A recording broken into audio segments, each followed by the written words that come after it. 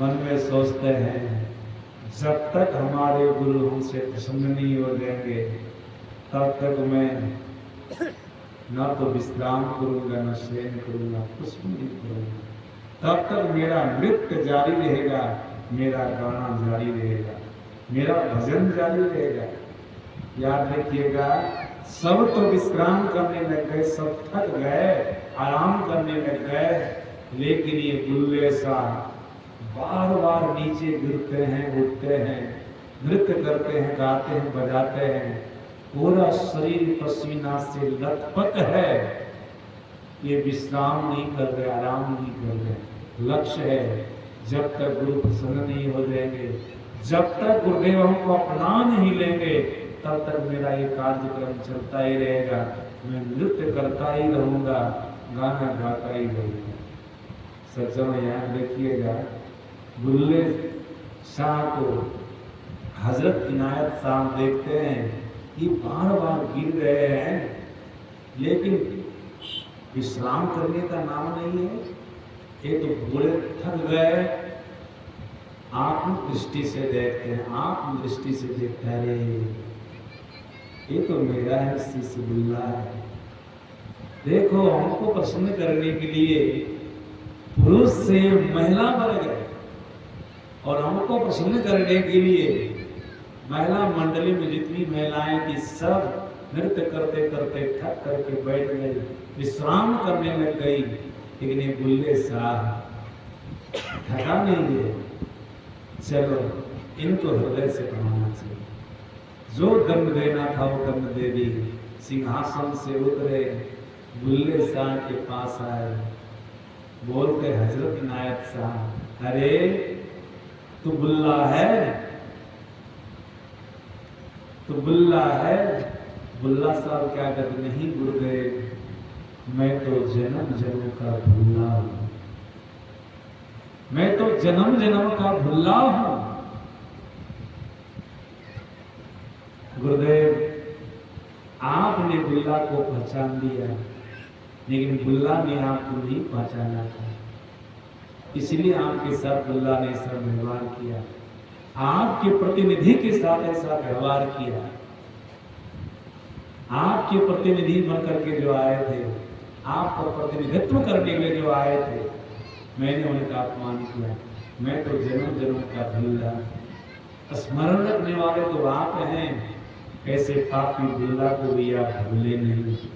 उसी समय हजरत इनायत साहब कहते हैं, बुल्ला बस करो, अपनी सीना से लगा, अपनी छाती से लगाए, बोले जिस कृपा की धार को मैंने मोड़ लिया था, चलो हर दिन से कृपा की धार तुम्हारे ऊपर जाएगी। जो भी देखता सुनता था भीतर में, अब तो सब कुछ देखेगा सुनेगा, और तो ईश्वर तक की यात्रा करेगा, परमात्मा तक की यात्रा करेगा।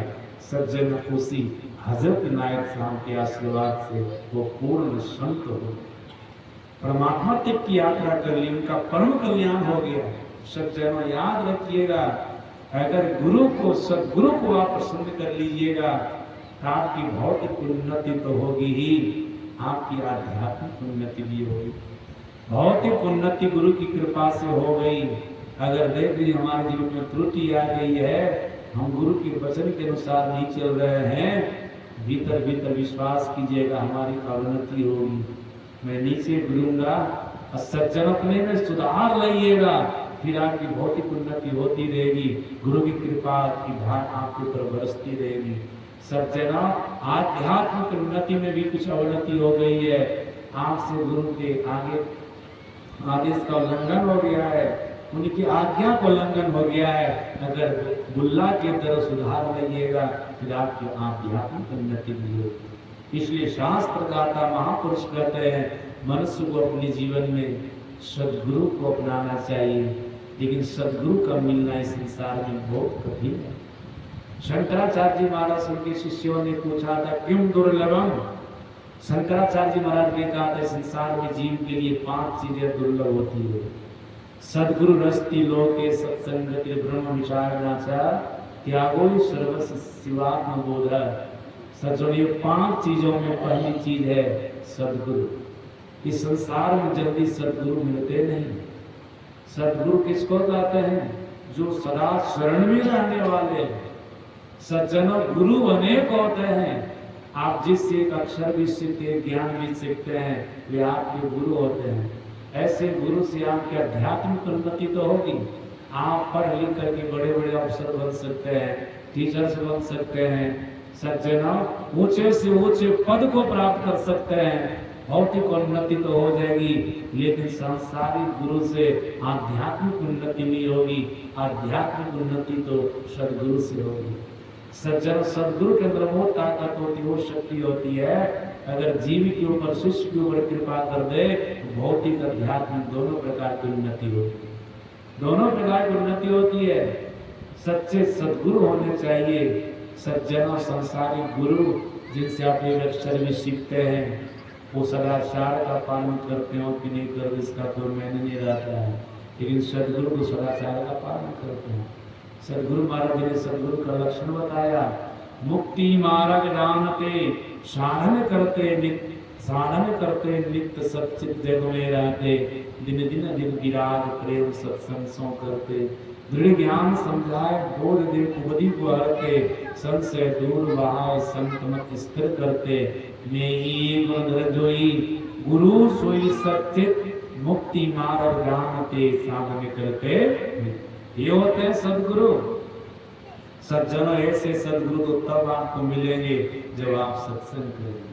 गुरु महाराज जी ने कहा, करी सत्संग खोज करिए सुनिए गुरु सत्संग। जो सदगुरु करने वाले, जो सत्संग करने वाले आदमी होते हैं ना, ऐसे ही व्यक्ति को सच्चे सदगुरु मिलते हैं। जिनके जीवन में सच्चे सदगुरु आ जाते हैं, उनकी भौतिक उन्नति आध्यात्मिक उन्नति दोनों उन्नतियां होती है, उनका परम कल्याण होता है।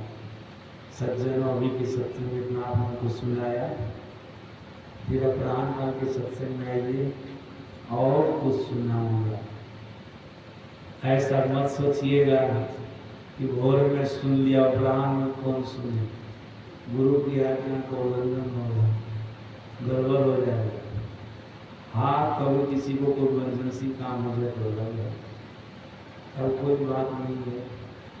इमरजेंसी नहीं है, आप बैठे हुए हैं तो सत्संग में आना चाहिए। संत महापुरुषों के कल्याणकारी वचनों को सुनना चाहिए। 10:30 हो गए हैं, अब आरती होगी, उसके बाद जो भी आपको सूचना देंगे गृहपति, उसके अनुसार काम होगा। भंडारा भी है क्या? जयपान भी है।